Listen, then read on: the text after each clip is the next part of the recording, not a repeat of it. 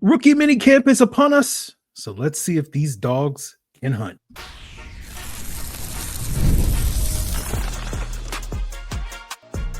You are Locked On Falcons, your daily Atlanta Falcons podcast.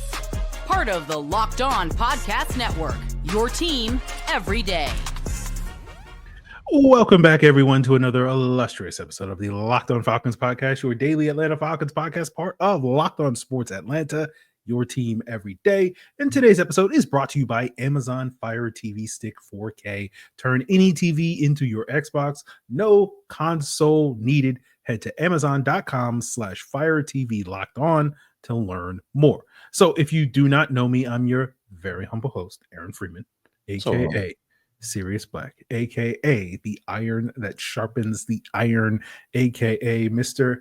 AKA, and I've been covering the Atlanta Falcons for almost 2 decades, formerly at FalcFans.com, RIP, still going strong in this illustrious podcast, and I thank each and every one of you that goes strong with me as everydayers. That means you make this podcast your first listen each and every day, and all you got to do to become an everydayer is subscribe or follow for free on YouTube or wherever you listen to podcasts. So today's episode, I am joined by none other and Jarvis Davis of Locked On Sports Atlanta, the hardest working man in the Locked On Podcast Network. And we will be talking, looking ahead to the schedule that will drop next week and sort of any thoughts on, previewing that, as well as some potential breakout players. We'll talk about some of the undrafted free agents that Jarvis is going to have his eye on, particularly this weekend and all summer long in terms of their roster chances. But we'll start on, what's going down this weekend, which is a 3-day rookie mini camp starting on Friday, running through Sunday. And so Jarvis, these rookies are going to be the talk of the town all weekend long. And I'm curious, when we get to that Monday Atlanta football party over at Locked On Sports Atlanta, what are we going to be talking about? What are you hoping that we're going to be talking about? Who are we going to be talking about once we get through this rookie mini camp? Who you got your eyes on?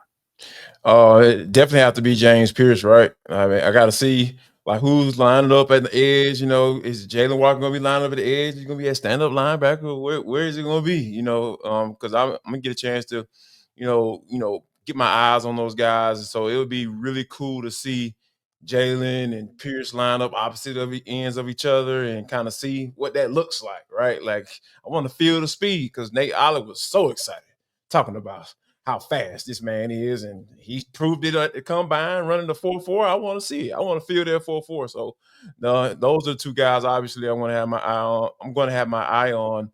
And I'm really interested in seeing what Billy Bowman looks like in that nickel spot. I know he played a little bit, just watching some of his tape at Oklahoma. He played in the slot, quite often.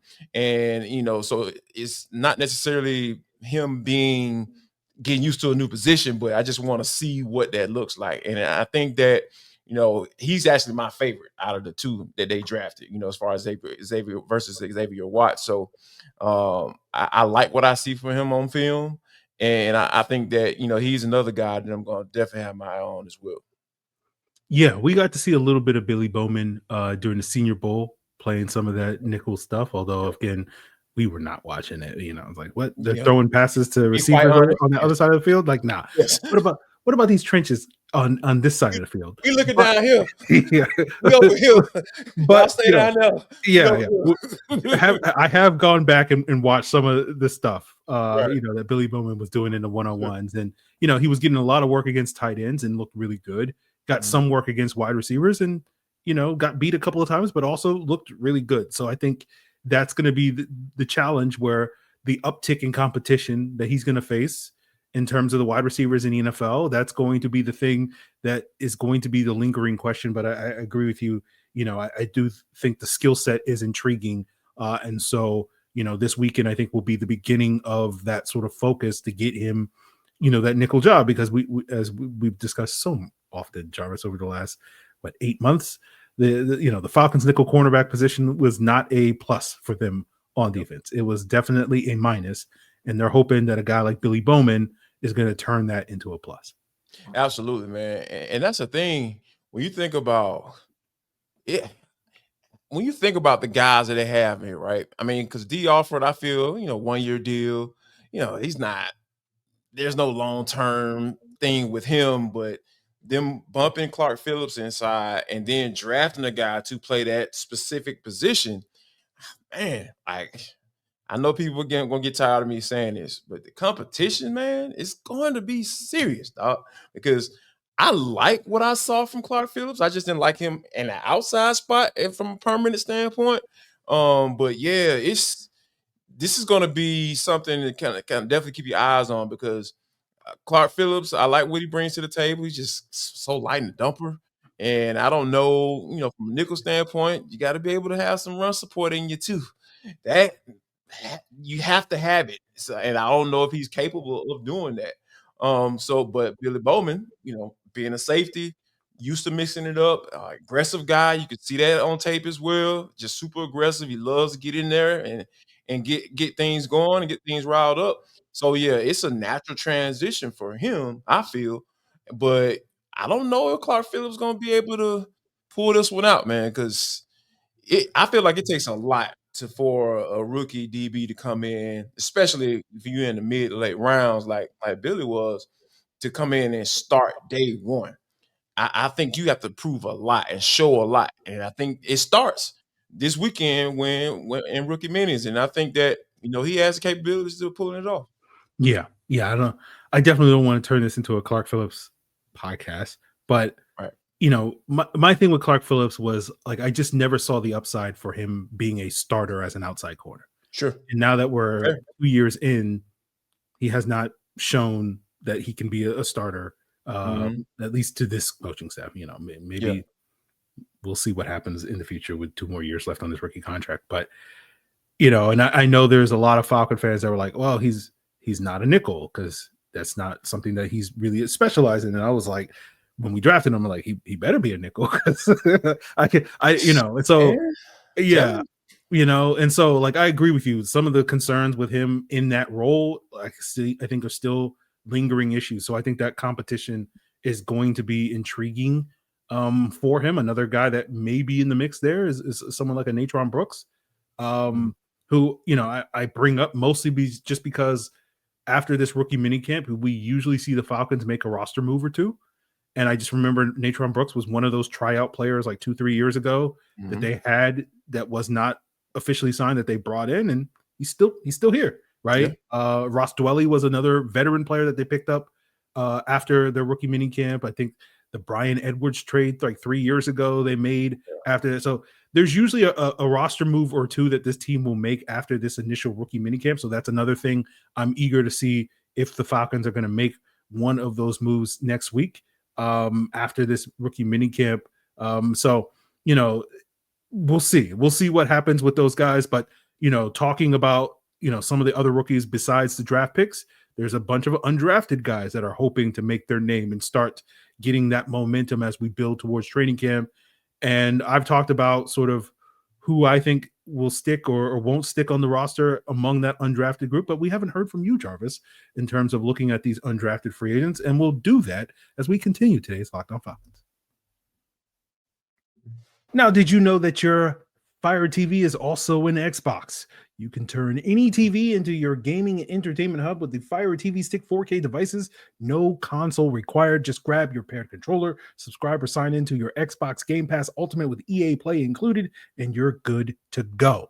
Dive into hundreds of premium titles from EA Sports College Football 25 to Call of Duty as easily as you stream your favorite shows.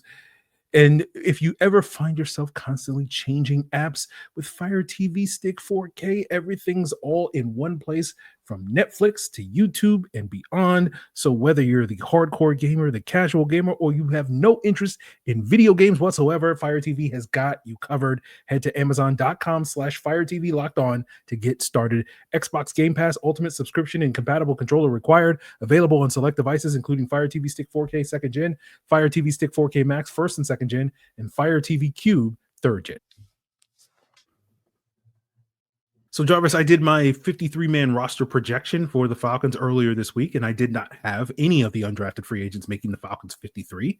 Yep. We'll see if I have to revise that as we get closer to camp because, when we get to Monday, everybody's going to be talking about one of these guys like, oh, this guy tore it up at the rookie minicamp. I'm like, all right, let me backpedal a little bit on that take. But Is there a player or two or 3 or 4, depending on how you feel about this undrafted group, those eighth round players, as Terry Fontenot put it, that you sort of have circled that you feel like have as good a chance as any to make this 53-man roster. Wow, man. Like, just several names popped in my head. Joshua Gray, Kobe Bryant, Nick Nash. But as far as Kobe Bryant goes, like, think about the guys I just listed vying for that nickel spot. Kobe Bryant ain't the biggest dude in the world. So as you can tell me you're going to play outside and make this roster, I mean, I really like Kobe Bryant. I think he did really well. Had a really good showing. It's a lot of buzz start throwing around after the East-West Shine game because of his performance out there and how he was looking in one-on-ones. But it's a lot of competition, man, at that corner spot. So he will have to, like I said, it takes a lot for a DB to come in and start right away, unless you're just a first-round top 10 pick type guy. It takes a lot for those guys to come and prove that hey, I'm the starter day one. And I think it'll be really hard for him to make the roster. But as far as Joshua Gray goes, who he has to beat out? Jovan Gwynn? You know? I mean, so for an offensive lineman standpoint, and you can snap that football. I know he played guard, but they say he might be taking a step down and go to that center spot. I feel like he could be one of those guys to really have a solid chance, right, of making a roster spot. Because I know people get so excited about it and when they recognize names in that UDFA group, but man, it is stupid hard for those guys to make the roster day one. You know, a lot of times they be on the practice squad and then they kind of prove themselves and then they get an opportunity to come up and then they'll get in there and make the everyday roster. Then they can potentially move themselves into a spot to start, but that just doesn't happen that often. So I feel like, and Nick Nash is one. They didn't add to that wide receiver group this year. You know, can Nick Nash be one of those ideal type slot guys in this offense, in the Zach Robinson offense? I know Drake is going to be getting some work in there too. With those mismatches, but can he make this roster? Can he play special teams? Because that's going to be the big question. Can Nick Nash play special teams in order to be able to get himself on this roster day one? So, yeah, I think Kobe Bryant, I don't think so. You know, that's the name that popped in my head initially. And then I don't think he's going to make that roster initially. I hope I'm wrong on that because I like him. But Joshua Gray is the guy out of all those guys I mentioned, is the guy that I feel that he has a chance.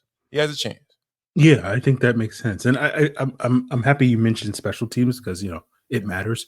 But that ultimately was why I couldn't put any of the guys on the roster, just because the way that the NFL works is like, if you're starting games, you don't have to play special teams unless you're Troy Anderson. For some reason, the Falcons still do that, but if value is So we're not going to go there today, Jarvis. We're in a truce. We're in a truce. Yes, we're in a truce. Yes, yeah. I will go there with you. Okay. Now, when training camp starts, then it's off, baby. All bets are off. Yeah, but and if you're not basically a starter, then you got to play special teams. Like there's 1,000%. No doubt about it. And so that's ultimately where I have a little bit of pause with these UDFAs, just because all these guys were, relatively speaking, stars at their school. Like Nick Nash, he was the guy at San Jose State this past year as a receiver. He won the Triple Crown. He was the most targeted and had caught the most passes, yards, and whatnot in offense. So he didn't really have to play special teams. I think he came up as a quarterback or whatever before converting to wide receiver. Kobe Bryant was, one of their ace guys in their secondary or whatever. He was their number one guy. He was the guy that they put on Travis Hunter when they played Colorado the last couple of years, right?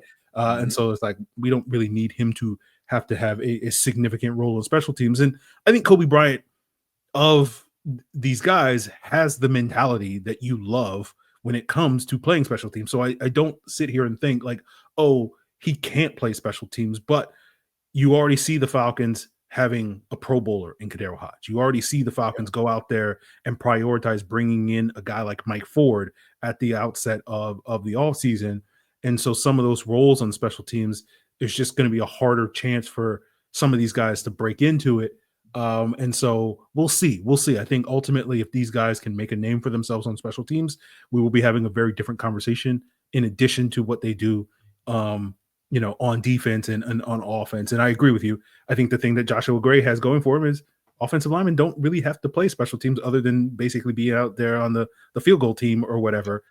So maybe that does lead to him having an easier path, especially given some of the concerns that the Falcons have at that center position and some of the depth that they have at that position. So it'll be interesting to sort of see if any of these guys can break out. One other rookie that I know is getting undrafted free agent is getting some buzz is Joshua Simon, the tight end from South Carolina. What are your thoughts on him, given, we know this team loves him some Charlie Warner.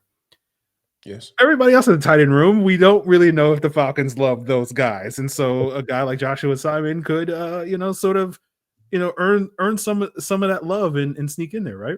Hey, man, it's all about an op, man. Like, he got an op. Yes, I feel like he has one. He has an op because look at the thing, man. You got Kyle Pitts going to, that last year of his contract year, money on the line. Do you believe that he's going to have that type of year where the Falcons say at the end of the year, like, oh, man, how we going to pay this dude? I don't know. The likelihood of this in my eyes, I don't see it happening like that. And I think you may or may not agree with me. But yes.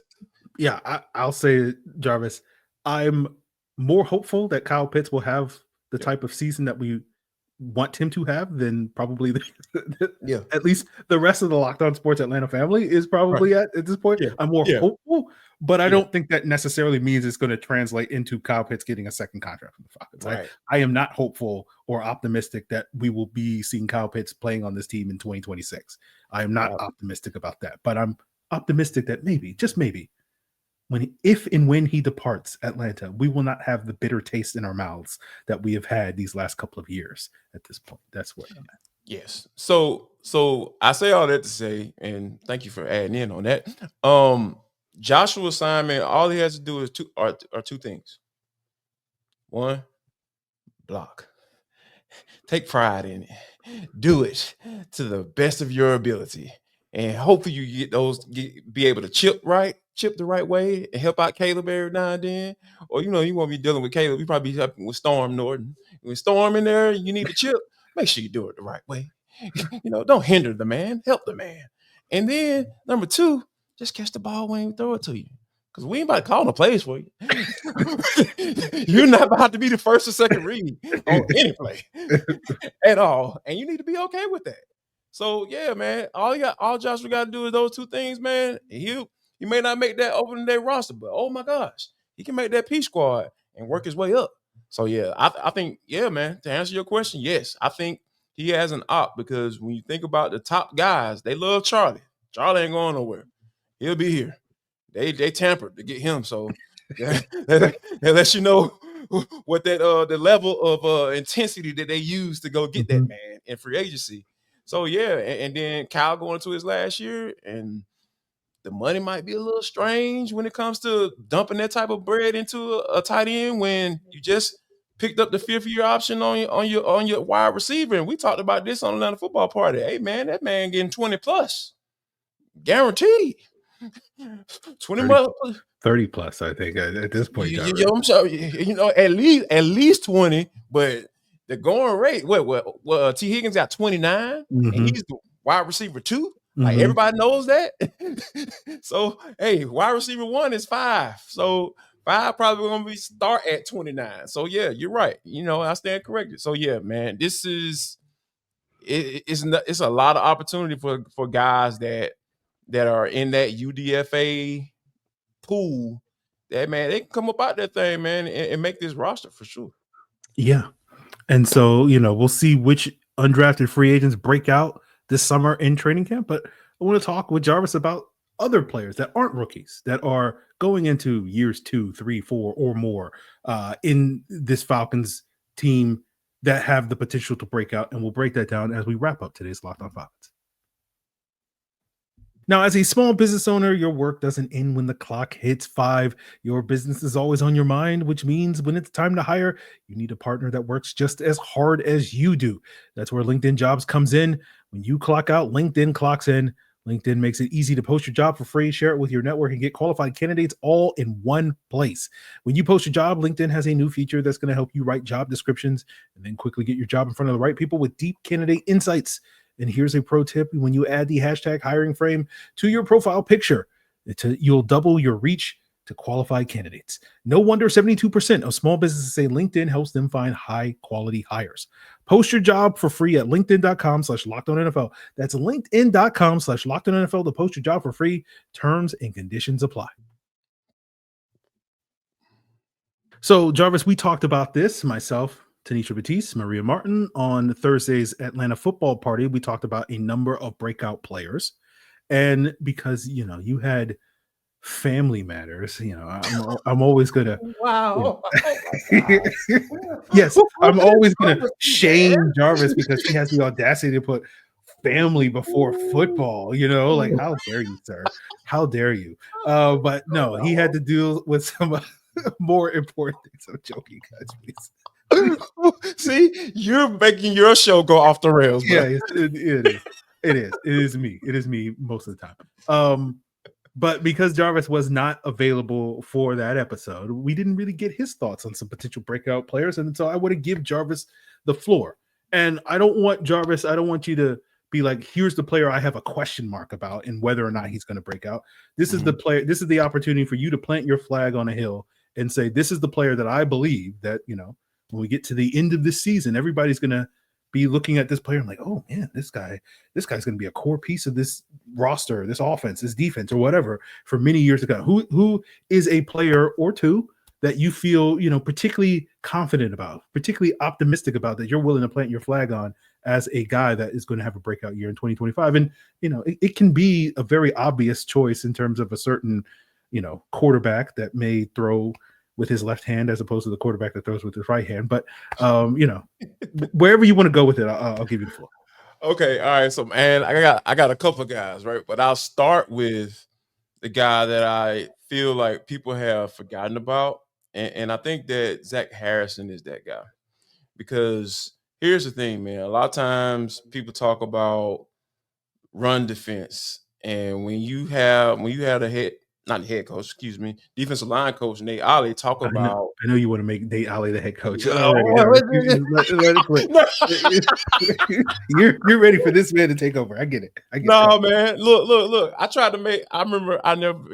It's funny you bring that up because I never forget when I talked to Marco Emmanuel and, the one-on-one during the springtime and like talking about, season, being able to work your way to being a head coach one day. He started grinning like a little schoolgirl in church. You know what I'm saying? So I'm just like, oh, okay.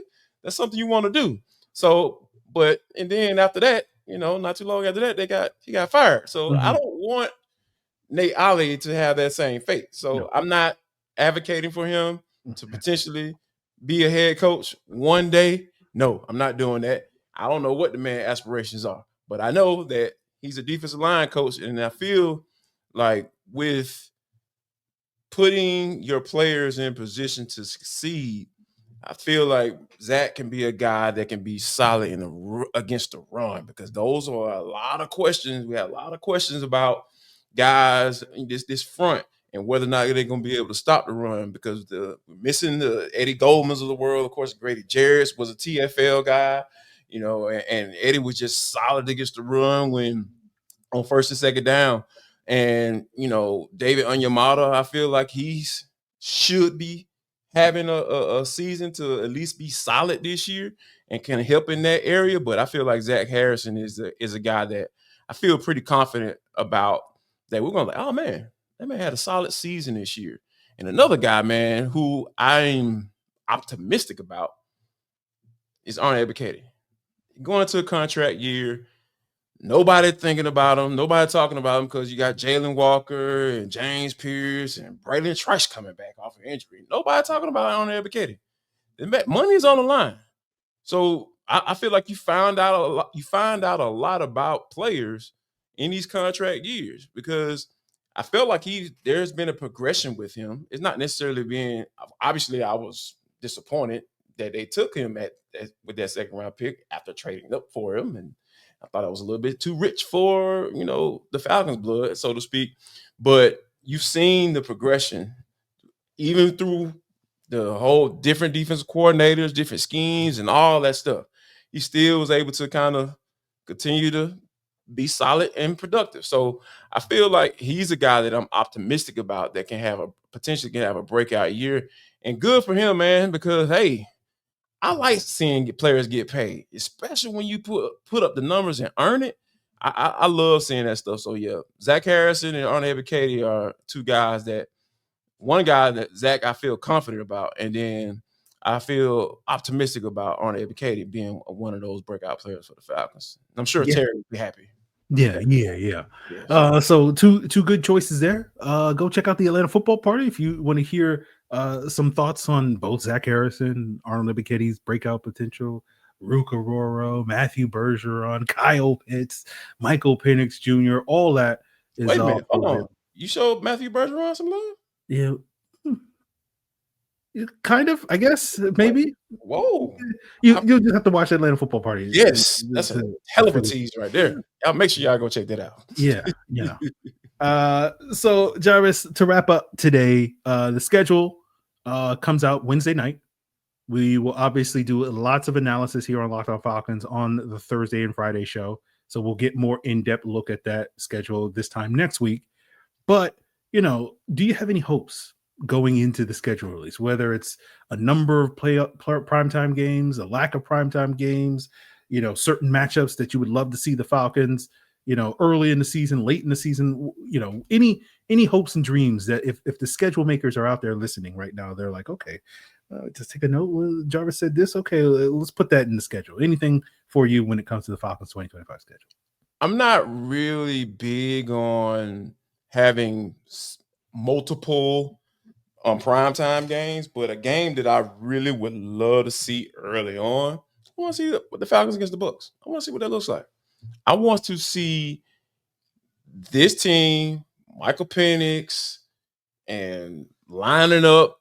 And then if that's a Thursday night game, I'm cool with Thursday night. Sunday night, not so much. Thursday night game, I'm cool with that.